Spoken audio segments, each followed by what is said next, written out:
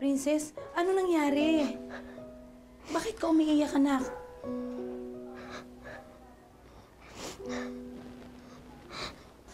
Tita Doris, wala na po ang mami at daddy.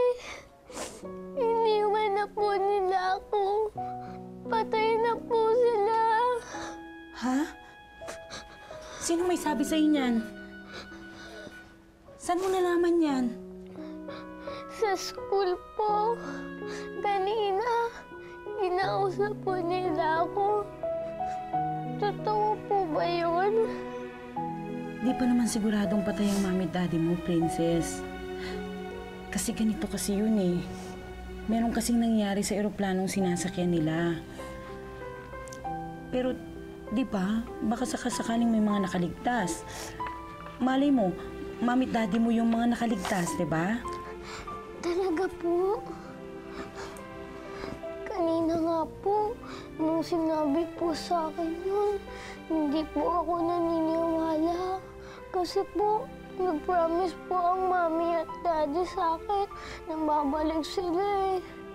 Hindi naman po nila sisirain ang promise nila sa akin eh. Ano po, Tita Doris? Ay, oo naman, Princess. Pag sinabi nila sa'yong babalik sila, tutuparin nila yon kahit ano pang mangyari. Pero, syempre, magdasal na rin tayo kay Mama Mary na sana mailigtas sila sa plane crash para magsama-sama na kayo ulit, anak. Yun nga po yung pinang-pray ko kanina. Sabi ko po, Dear Mama Mary, sana po safe ang mami at daddy. Sana po buhay po sila. Kasi po, pag nawala sila, araw-araw, iiyak po ako. Lahat po ng ipagawa niyo, gagawin ko po. Lahat po. Kakain po ako ng marami.